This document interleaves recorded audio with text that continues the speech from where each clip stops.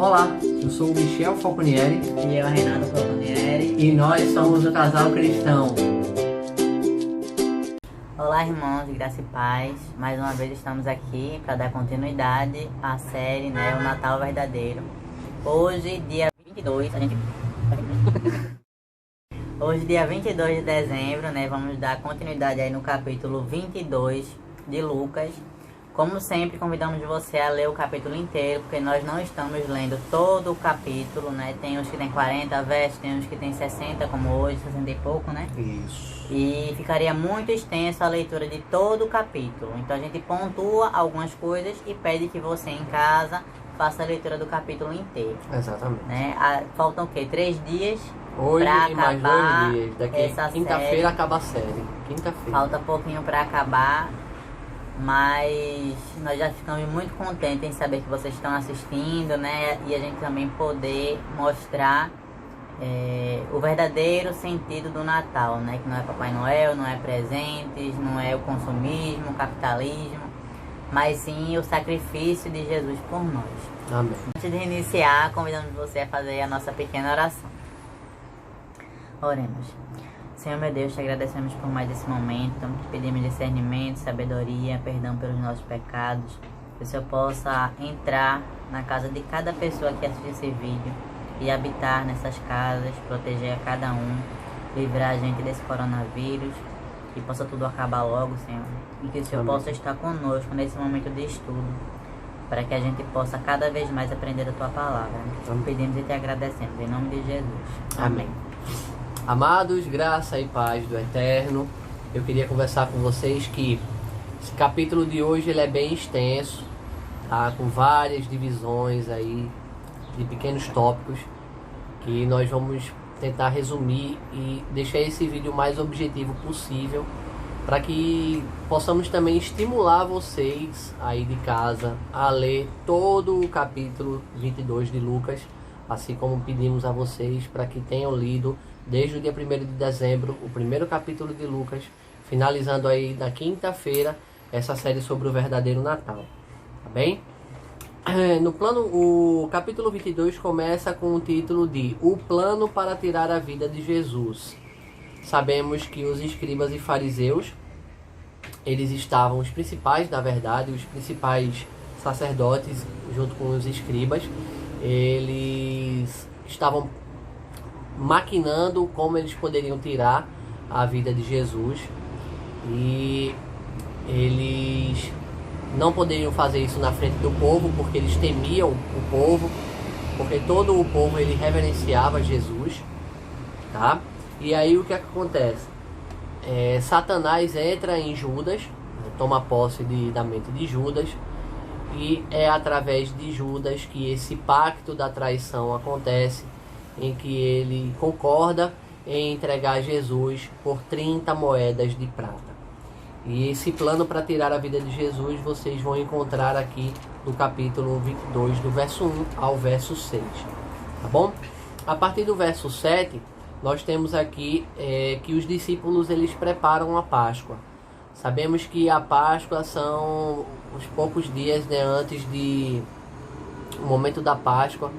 Ele antecede aí a crucifixão de Jesus, e ele prepara para que alguns de seus discípulos eles encontrem uma determinada casa que tinha um cenáculo mobiliado bem grande, bem extenso, para que ele pudesse receber, colocar todos os discípulos ali e poder ter essa ceia, essa última ceia de Páscoa aí, que ele disse inclusive aos discípulos que seria a última ceia que eles teriam com os discípulos, até que o reino de Deus viesse, até que ele viesse pela segunda vez e todos nós, na verdade, pudéssemos comer com eles nas mansões celestiais, tá bom?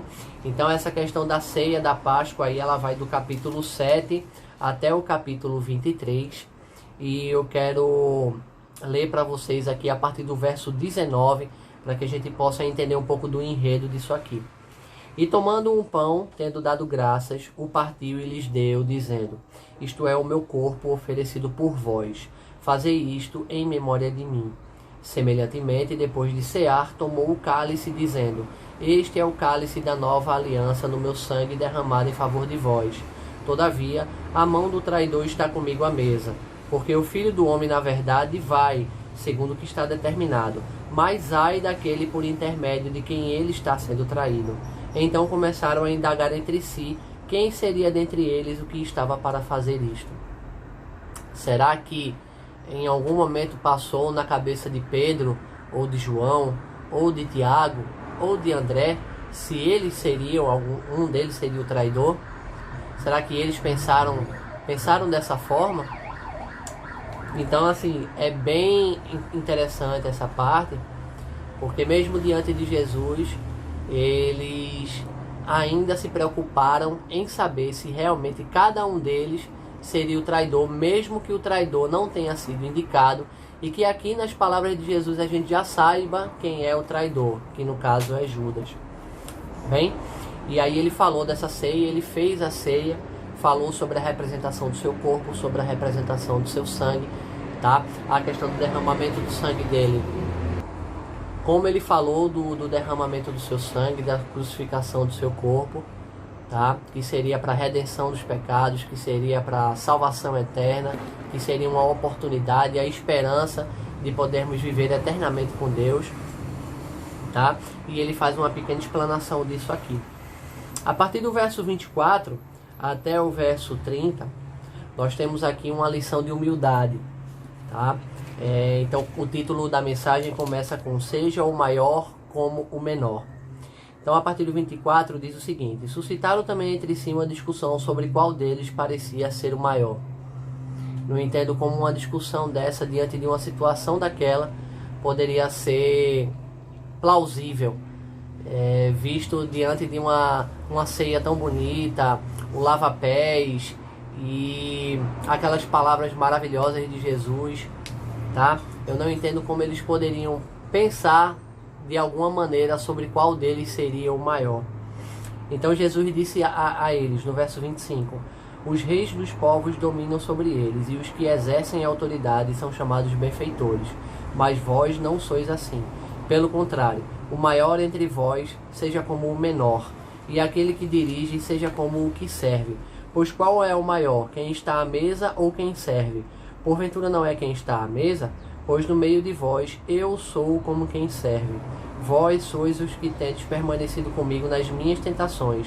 Assim como meu Pai me confiou um reino, eu vos-lo confio, para que comais e bebais a minha mesa no meu reino, e vos assentareis em tronos para julgar as 12 tribos de Israel. Amém? Então ele falou aqui, ó, para que comais e bebais a minha mesa no meu reino, verso 30, que foi exatamente o que eu falei aqui sobre ele ter avisado que essa ceia não se repetiria até que o reino de Deus viesse. E aí ele fala sobre a questão de servir, e ele dá o maior exemplo, que no caso é ele, tá? E ele estava lá à mesa, e no entanto ele foi servir, tanto que também na questão do lava-pés, ele lavou também aos pés dos discípulos, um gesto imenso de humildade. E eu ratifico aqui várias e várias vezes, todos os vídeos que falamos eu falo do exemplo maravilhoso da humildade de Jesus, o quanto ele foi humilde. Ele não julgou por usurpação ser Deus, então ele veio, ele sofreu as dores, ele padeceu, ele foi xingado, ultrajado, humilhado, e mesmo assim ele não abriu a boca para falar qualquer tipo de palavra ofensiva, de maldição, e veio para servir as pessoas. Amém? Então ele fala aqui com Pedro a partir do verso 31 até o verso 34, e eu quero falar aqui com vocês que ele avisou a Pedro de que Satanás estava querendo que a fé de Pedro esmorecesse, querendo que Pedro fosse cirandado, tá? Como aquele movimento da peneira do trigo, onde fica só aqueles farelos sujos que são jogados fora, e o verdadeiro trigo ele desce pela peneira.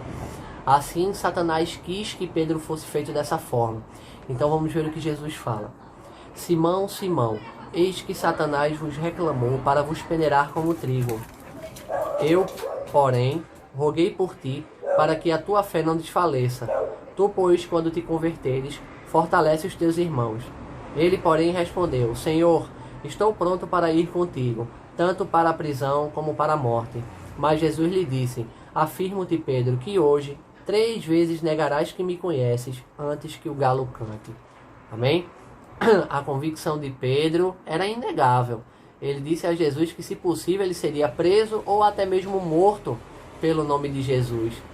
Mas sabemos aqui na história o que acontece. E sabemos que mesmo assim Cristo perdoou Pedro. E responsabilizou Pedro para ser um dos líderes que também iria levar a palavra não só aos judeus, como também aos gentios. Tá bom? E aqui ele fala mais algumas palavras a respeito do reino de Deus e também um pouco a respeito de que a hora dele se aproxima. Então eu gostaria que vocês lessem todo o capítulo 22 para que vocês ficassem inteirados aí. Esse capítulo ele é extremamente importante, tá? E agora eu vou passar a palavra para vocês aqui, a partir do verso 39. Vou passar aqui a palavra para vocês, para minha esposa, para que ela possa finalizar aí com vocês. Na verdade, desenvolver o restante do capítulo e finalizar com vocês. Não é isso, amor? Isso. A partir do 39 é a continuação, né, do que o Michel estava falando da parte de Pedro. E também é bem objetivo, né? Não tem muito, como a gente está falando, a gente não vai ler tudo. A gente vai pontuar bem objetivamente. A partir do 39 fala que Jesus ora no Monte das Oliveiras, né? Como era costume de Jesus estar ali no monte, e ele estava com os discípulos. E aí, chegando lá no lugar, disse assim: orem para que vocês não caiam em tentação, né? A partir do 40. E aí ele se afastou deles a uma pequena distância, ajoelhou-se e começou a orar: Pai, se queres, afasta de mim esse cálice. Contudo, não seja feita a minha vontade, mas a tua. Essa foi a oração de Jesus. Então apareceu um anjo que o fortalecia. Estando angustiado, ele orou ainda mais intensamente, e o seu suor era como gotas de sangue que caíam no chão. Amém. Então, assim, você vê que até o Filho de Deus, Jesus, pediu para que fosse tirado aquele cálice dele.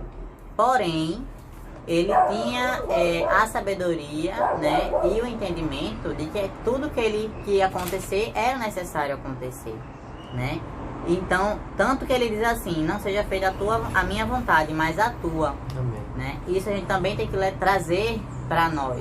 Como o Michel falou, Jesus foi o maior exemplo de tudo, inclusive das orações, da tentação, quando ele passou pela tentação, de todas as coisas. A gente, se olhar para a vida de Jesus, a gente sabe exatamente como se comportar, inclusive nas nossas orações. A gente pode falar a Deus o que a gente quer, o que a gente almeja, o que a gente sonha, mas pedir que sempre seja feita a vontade dele, porque ele sabe o que é melhor para nós. Às vezes a gente faz assim: ah, não, mas eu me identifico com tal emprego, eu acho que esse emprego é para mim. Mas você não sabe quais são os planos de Deus para você. A gente não sabe quais são as coisas que vão acontecer na nossa vida, que vão acarretar algumas coisas, que vão acarretar bênçãos, né? Então, que a gente saiba orar pedindo que a vontade de Deus seja feita para nós. Porque até quando a gente passa por um período de desemprego, um exemplo, a vontade de Deus está sendo feita. Porque mais na frente algo vai acontecer que estava também nos planos de Deus. E que talvez você tivesse naquele emprego que você acha que era para você, não acontecesse a bênção, né? E aí no finalzinho, estavam dormindo lá. Quando ele se levantou da oração, voltou aos discípulos e encontrou os discípulos dormindo, né, pela tristeza. Estavam todos tristes. E aí ele perguntou: por que estão dormindo? Levantem-se e orem para que vocês não caiam em tentação, né? Como também na palavra diz: orai sem cessar, vigiai e orai. Então Jesus sempre estava aí nos alertando da importância da oração. Amém. E aí a partir do 47 fala que ele é preso, Jesus é preso, né? E diz o seguinte, do 47: enquanto ele ainda falava, apareceu uma multidão conduzida por Judas, um dos 12. Este aproximou-se de Jesus para saudá-lo com um beijo, mas Jesus lhe perguntou: Judas, com um beijo você está atraindo o Filho do Homem? Né? Tudo também que Jesus já sabia, que seria Judas que seria o traidor, que também Pedro, como o Michel falou, negaria. E aí, a partir do versículo 52, né, que ele fala a respeito do seguinte: quando Jesus disse aos chefes dos sacerdotes, aos oficiais da guarda do templo e aos líderes religiosos que tinham vindo procurá-lo: estou eu chefiando alguma rebelião para que vocês tenham vindo com espadas e varas? Todos os dias eu estive com vocês no templo e vocês não levantaram a mão contra mim. Mas esta é a hora de vocês, quando as trevas reinam, né? Jesus, ele ficou ali perguntando por que as pessoas estavam em rebelião, se no templo não era assim com ele, né? E a partir do 54 vem a parte que o Michel falou, que Pedro nega Jesus 3 vezes, né? E Jesus falou para Pedro que ele negaria assim a ele fica meio assim, mas acontece, né? É por isso que Jesus rogou para que a fé dele não desfalecesse, porque depois de ter negado Jesus 3 vezes, era possível que a fé dele esmorecesse, porque a tristeza tomasse conta do seu coração, pelo ato dele, a covardia, quanto ele deve ter se sentido culpado, se sentido covarde, porque na última vez que ele nega a Cristo, Cristo fixa os olhos nele, e aí canta o galo e ele chora amargamente pelo que aconteceu. Então eu imagino que a fé dele possa ter até realmente esmorecido nesse momento, não é isso, amor? É verdade, o Michel acabou resumindo bem. No caso aqui, pergunta, né? Uma mulher fala para ele, pergunta se é um deles, ele diz que não. Depois um homem diz que é um deles e ele também diz que não. E depois também aparece outro que pergunta, né? E ele diz: homem, não sei do que você está falando. E aí acontece isso que o Michel falou, né? De Jesus olhar para ele. E aí ele chora amargamente a partir do 62, aparece, né? Saindo dali chorou amargamente. E a partir do 63 fala dos soldados que zombaram de Jesus, né? Diz o seguinte, 63. Os homens que estavam detendo Jesus começaram a zombar dele e a bater nele. Cobriram seus olhos e perguntavam: profetize, quem foi que bateu em você? Né? E lhe dirigiam muitas outras palavras de insulto. Como a gente já viu também em vários outros versículos, que Jesus era posto à prova, né? Se você é filho do homem, faça isso. Se você é filho do homem, faça aquilo. Aqui eles bateram e queriam que Jesus dissesse quem bateu. Então, mais uma vez, nós vemos o quanto ele foi insultado, né? Aqui agrediram ele, começaram a agredir. E depois, a partir do 63, ele já está perante Pilatos e Herodes, né? E diz o seguinte: ao amanhecer reuniu-se o sinédrio com tanto os chefes do sacerdote quanto os mestres da lei, e Jesus foi levado perante eles. Se você é Cristo, diga-nos, eles disseram. E Jesus respondeu: se eu vos disser, não crereis em mim, e se eu vos perguntar, não me respondereis. Mas de agora em diante o Filho do Homem estará sentado à direita do Deus Todo-Poderoso. Amém, glória a Deus. Amém. Então, assim, esse capítulo 22, ele traz muita questão de Jesus ser posto à prova, né? Michel falou da ceia. E aí vem a questão de Jesus continuar orando, pedir para que fosse tirado o cálice dele, mas ainda assim, né? Se rendendo à vontade de Deus, porque sabia que era para acontecer daquela forma, né? Aí vem a negação também de Pedro, que também Jesus já sabia, a traição de Judas, mas ele sabia que tudo aquilo tinha que acontecer. Então é como eu falei para vocês, né? Que a gente saiba orar a Deus, falando sim abertamente dos nossos desejos, porque Ele quer ouvir de nós. Ele sabe, mesmo que a gente não diga, mas Ele, como a gente tem amizades com algum primo, um irmão, ou até algum amigo realmente de verdade que você tenha, a gente conta tudo aquilo que a gente sente, porque com Deus seria diferente. Então você pode falar o que você almeja, seus sonhos, né, suas frustrações, suas raivas, você pode contar tudo abertamente a Deus, mas desde que a gente tenha em mente de que a vontade dele é a que deve prevalecer, porque ele sabe de todas as coisas, ele sabe o tempo certo, não a gente, né? Como o Michel falou, ele não trabalha com cronos. Nós que temos essa mania de tudo ser cronometrado, de ter prazo para tudo, de ter horário para tudo, né? De ter vencimentos. Então, a geração miojo, né? Geração miojo. Nós somos condicionados desde pequenos a ter hora para tudo. Mas com Deus não é assim, né? Então a gente tem que entender e confiar. Quando você pedir algo, peça e entregue nas mãos dele. Você pode orar todos os dias pedindo? Pode. Mas você orou aquela vez, ou orou, sei lá, uma vez, depois de 15 dias, ora de novo pela mesma coisa. Por quê? Porque se você orou e você já pediu, você está crendo que vai acontecer. Ou então que vai acontecer da forma que Deus quer. Você não precisa estar perguntando todos os dias. É que nem uma pessoa que tem uma casa de aluguel. Você vai na porta do seu inquilino todos os dias pedir o aluguel? Não, você sabe que todo dia, tanto do mês, aquela pessoa vai lhe dar o aluguel. Se você for todo dia, você vai acabar discutindo com a pessoa. Então, não fique todos os dias lembrando a Deus os seus pedidos. Ele sabe. Ore sim, mas como também já diz na palavra, né? Não tenha repetições, vãs repetições, né? Converse, abra o coração, mas que a gente possa todos os dias lembrar de que a vontade de Deus tem que prevalecer. Então que a gente ore como Jesus diz aqui, ó, não seja feita a minha vontade, mas a tua. Amém. Amém. É isso aí, amados. Esse é um dos maiores sensos de humildade que devemos aprender hoje, né? A gente tem sempre que confiar na vontade do Pai, no tempo do Pai, porque Ele sabe de todas as coisas, Ele sabe de tudo que precisamos, Ele sabe de tudo que almejamos, tudo que queremos, mas Ele só vai dar para nós aquilo que nós não nos fará nos destruir. Ele só nos dará as bênçãos que nos fará nós edificarmos, nós sermos mais firmes na fé, tivermos mais comunhão com Ele. Se aquela bênção que você irá receber, ela vai ajudar uma outra pessoa, então Ele dá.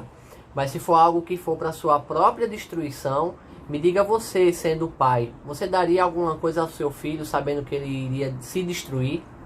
Você não faria isso. Quanto o Pai é o nosso Pai, quanto mais o nosso Pai Celeste, que Ele só tem coisas boas para nos dar, que Ele é perfeito, santo, justo, Ele é maravilhoso, Ele é amoroso, carinhoso, Ele é piedoso, Ele é misericordioso e Ele é justo para com todos. Amém?